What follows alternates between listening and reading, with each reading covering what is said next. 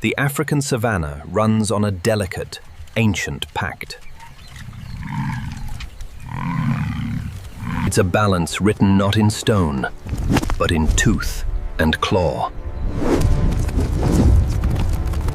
A covenant between predator and prey, where every animal plays a vital role in the great theater of life. Here, the swift cheetah and the patient lion are the sculptors of the plains.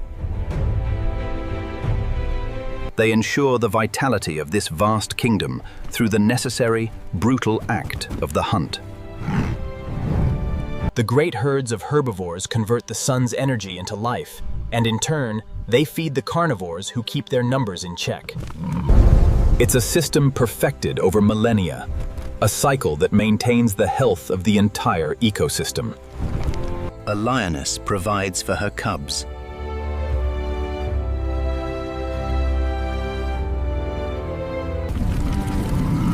A herd of wildebeest moves across the plains. This is the savanna as it was meant to be, a masterpiece of natural order. But what happens when that pact is strained to its breaking point?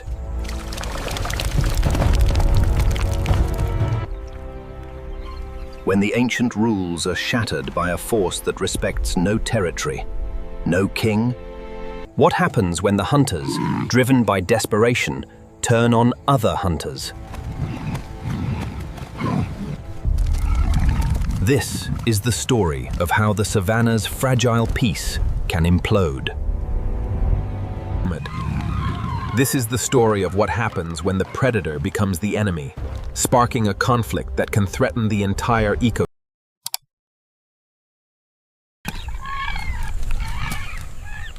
The real antagonist in this story isn't a creature of flesh and blood. It arrives silently, carried on the wind. It's an absence.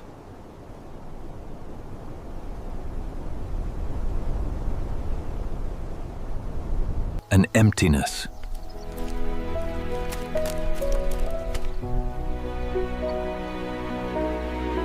A devastating, prolonged drought.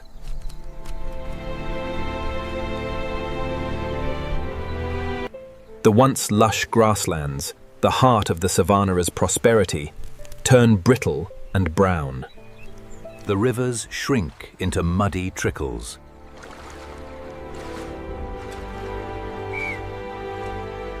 And the waterholes, the social hubs of this animal kingdom, become contested, shrinking puddles. This scarcity is the first tremor, the unseen pressure that begins to fracture the foundations of the natural order. As our climate changes, these extreme droughts are hitting harder and more often, pushing ecosystems to the edge. The immediate result is a change in the behavior of every living thing. The great herbivore herds are forced to abandon their traditional grazing lands, congregating in huge numbers around the last pockets of water and food. Wildebeests, zebra, and buffalo, weakened by thirst and hunger, become a concentrated, seemingly easy source of prey. But this concentration is a double-edged sword. It draws all the great predators to the same place at the same time, creating a crucible of conflict. In times of plenty, the savanna's apex predators maintain a tense but stable hierarchy. Lions are the undisputed rulers.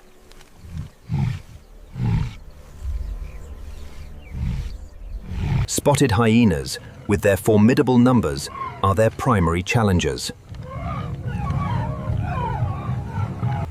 Leopards, masters of stealth, carve out a solitary existence in the margins.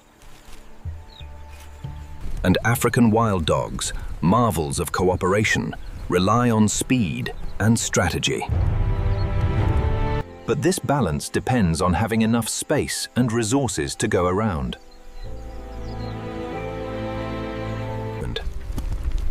When the land dries up and prey becomes scarce, this political landscape collapses. The unspoken rules of engagement are tossed aside.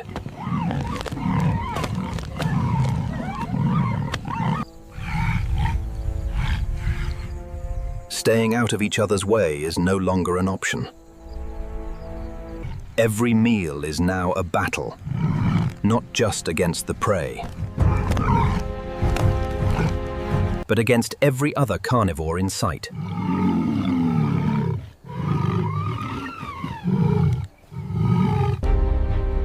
This is where a crucial ecological principle kicks in: intraguild predation. It's not random violence.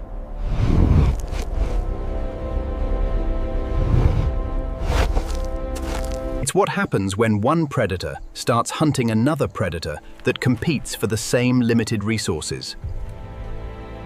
It's a deadly mix of competition and predation, a ruthless way to eliminate a rival.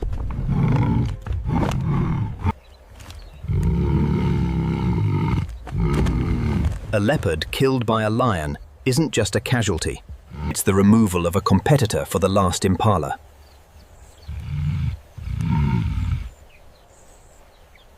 The cubs of a hyena clan, killed by a lion pride, represent the crippling of a future generation of rivals. Research tracking carnivores like lions, leopards, and wild dogs shows that during severe droughts, they are forced to travel farther and wider. In a desperate search for food and water. This means their territories, once carefully delineated, begin to overlap like never before. The result? A landscape of escalating tension. A lion, roaming far beyond its usual boundaries, is now far more likely to run into a rival clan of hyenas. A pack of wild dogs, pushed into a new area, may find themselves in the heart of a leopard's territory. The drought has, in effect, erased the borders of their kingdoms. It has forced the ruling class into a state of perpetual, close-quarters conflict. The old order is gone.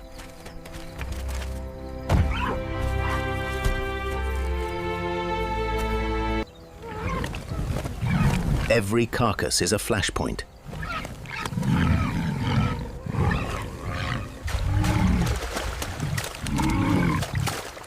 Every waterhole is a battleground. The fight isn't just about securing the next meal anymore. It's become a brutal campaign to eradicate the competition.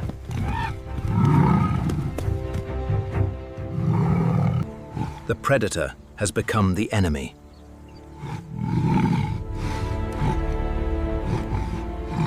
And the savanna is turning into a battlefield where the kings and queens are locked in a self-destructive struggle for survival. As the drought tightens its grip, the simmering tensions between the savanna's elite hunters erupt into open conflict. It doesn't always start with a clash of the titans. Often, it begins in the margins, with the specialists whose lives are the first to be thrown into chaos. Our first scene of escalation centers on a solitary hunter, a female leopard. After a long, arduous hunt, she's finally brought down an impala. Normally, she'd haul the carcass high into a tree, safe from scavengers. But she is exhausted, and the trees near the waterhole are fiercely contested. Her hesitation is a fatal error.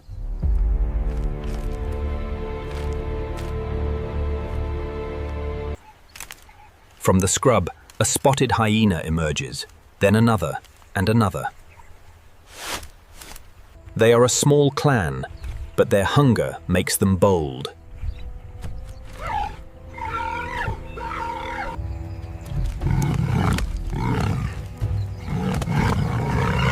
This isn't a simple act of theft. The hyenas aren't just after the meal.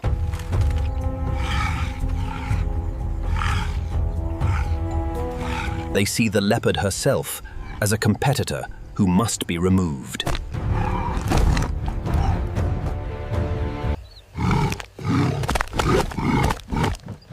The confrontation is swift and brutal. The leopard's snarls are met with the unnerving whoops of the clan as they surround her. She's a master of the solo ambush, but she's outmatched in a pitched battle. The hyenas press their advantage.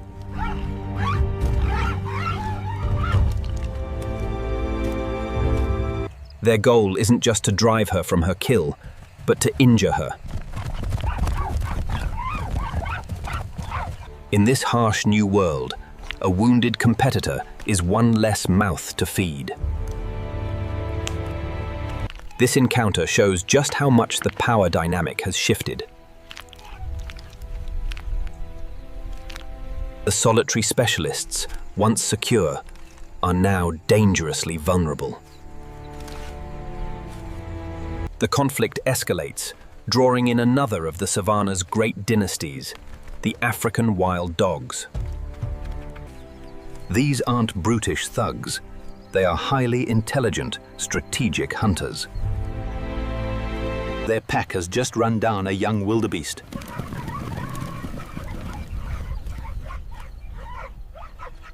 They are a family, sharing their prize with a rare, structured harmony. But their success has made them a target.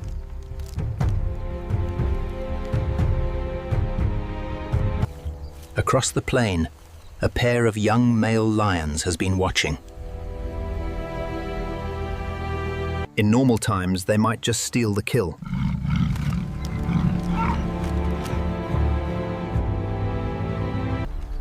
But these aren't normal times.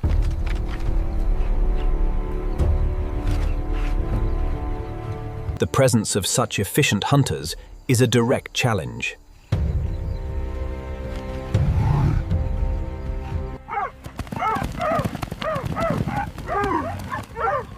The lions don't just charge to steal the food. They charge to attack the dogs.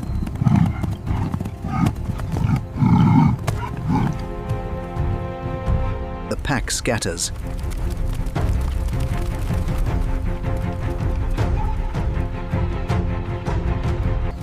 Lions are faster and stronger in a short burst. And one corners a lagging dog, swatting it to the ground with devastating force.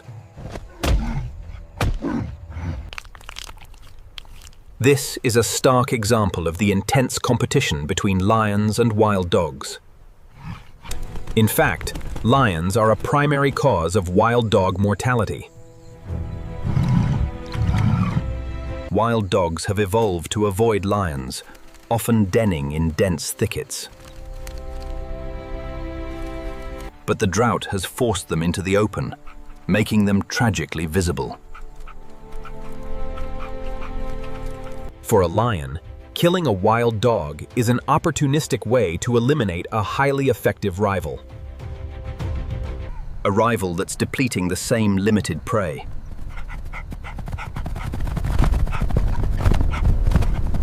Some research even suggests a strange twist. Wild dogs may use areas near humans as a refuge, because they perceive the risk from lions to be even greater than the risk from people. This brings us to the main event, the epic, age-old rivalry between lions and spotted hyenas. This isn't just competition, it's a feud between two empires.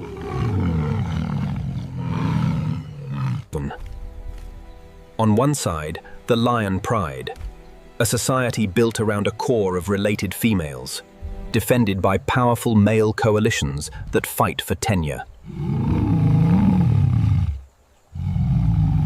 On the other, the hyena clan, a matriarchal dynasty built on cunning, endurance, and the power of the collective.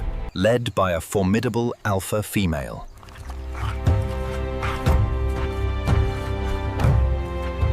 The stage for our battle is the last remaining pool of muddy water for miles. A lioness has brought her cubs to drink.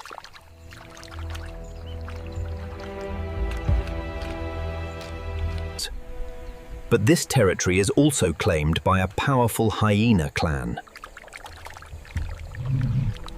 The matriarch leads her forces forward.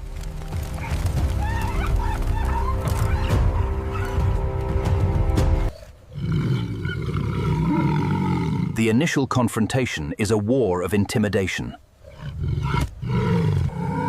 The deep roars of the lioness, answered by the rising crescendo of hyena whoops. What follows is a tactical engagement.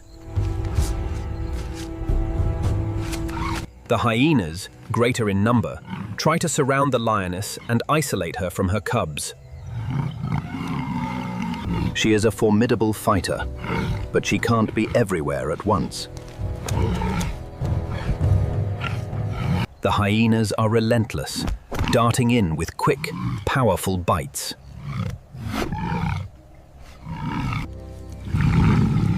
Her roars are a desperate call for backup.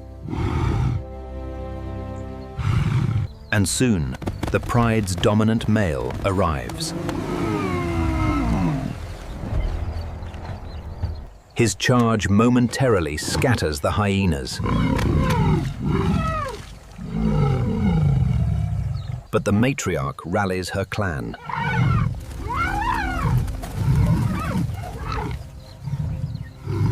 And the battle becomes a swirling melee.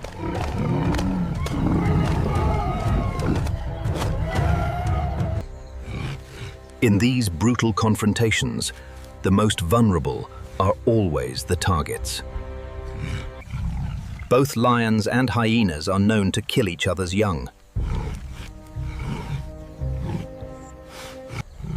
A male lion will kill any hyena cubs it finds.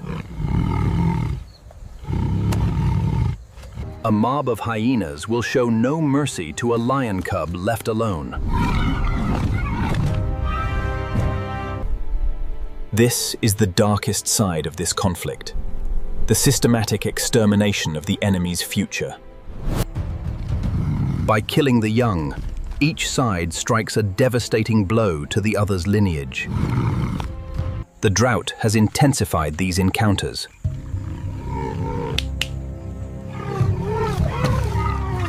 Making the very existence of a rival's offspring a threat that can't be tolerated. The war for the Savanna's crown has become a war against the future itself. The spectacular, brutal conflicts between the Savanna's top predators aren't the end of the story. They are the beginning of a far more insidious collapse. While the lions and hyenas are locked in their struggles, their effectiveness as regulators of the great herbivore herds is diminished. This triggers a catastrophic chain reaction known as a trophic cascade, a ripple effect that crashes down through every level of the ecosystem. First, the predators themselves suffer.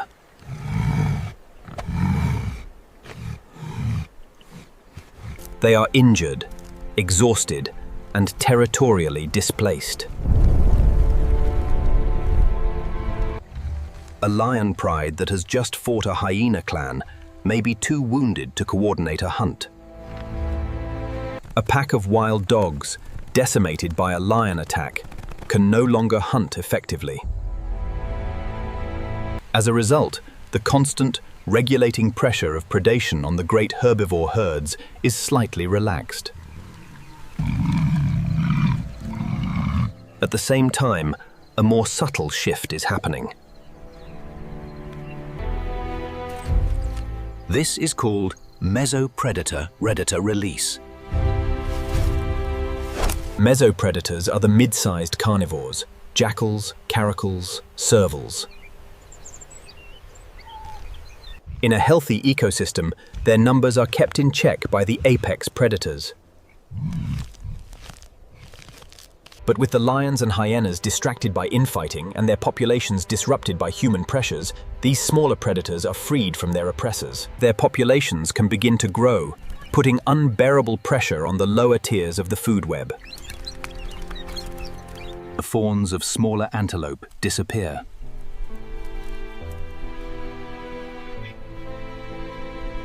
The eggs of ground-nesting birds are wiped out.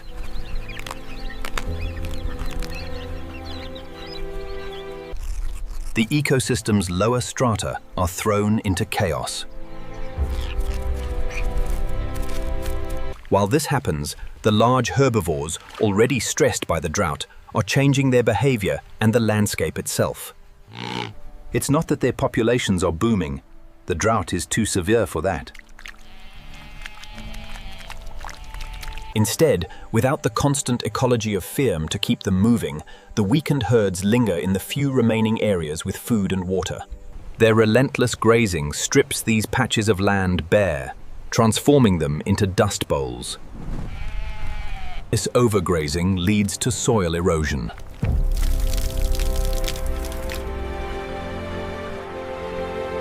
Without grass roots to hold it, the precious topsoil blows away. The very earth begins to die.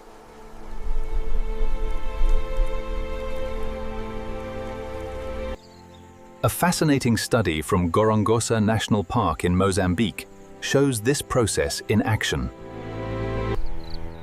During a civil war, the park's largest carnivores were nearly wiped out. In their absence, a shy, forest-dwelling antelope called the bushbuck underwent a radical change. Freed from the fear of predators, they moved onto the open floodplains. Their unchecked browsing had a devastating effect on the plant life, proving how the removal of top predators can completely re-engineer a landscape. Into this chaos, we introduce the final pressure: humanity. As the drought worsens and the natural landscape degrades, the boundaries between wilderness and human settlement blur. Desperate predators, weakened from fighting and unable to find their usual wild prey, begin to look over the fences. A lion, nursing a wound from a hyena's bite, is no longer fast enough for a zebra. But a slow-moving cow is an easy target.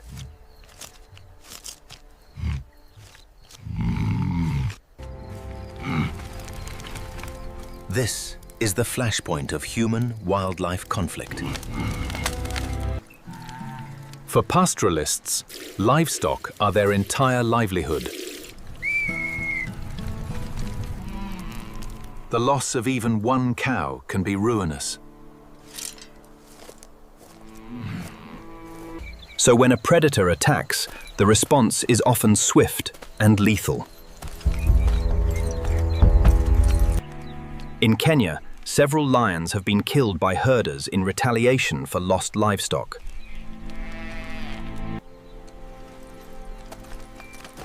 It's an act of both revenge and self-preservation. This retaliatory killing acts as a devastating accelerant, removing even more apex predators from an already unstable. The war is over.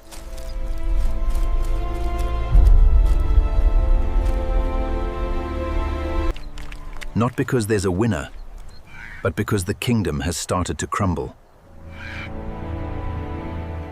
The savanna is a shadow of its former self, a silent, dusty testament to a catastrophic collapse. The intricate web of life, woven over generations, has unraveled. Let's retrace the path of destruction. It started with drought, an external pressure that squeezed the life from the land.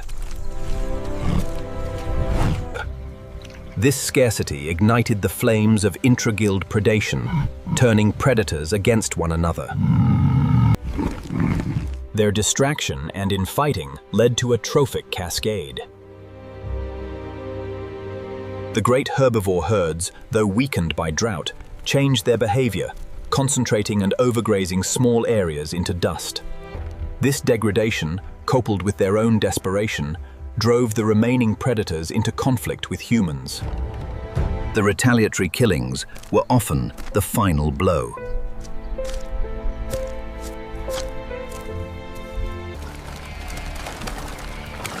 What's left is an empire of chaos. The great predators, the ecological engineers who once shaped this world, are either gone or in such low numbers that their influence is gone. The herds of herbivores, having survived the predators, now face mass starvation on the barren plains they helped create. The balance hasn't just shifted, it has shattered.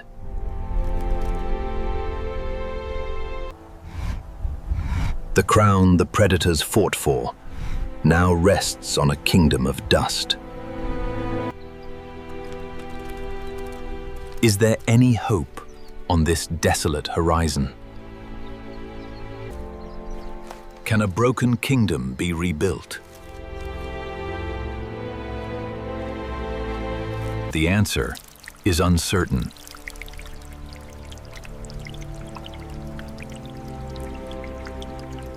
Ecosystems don't just bounce back.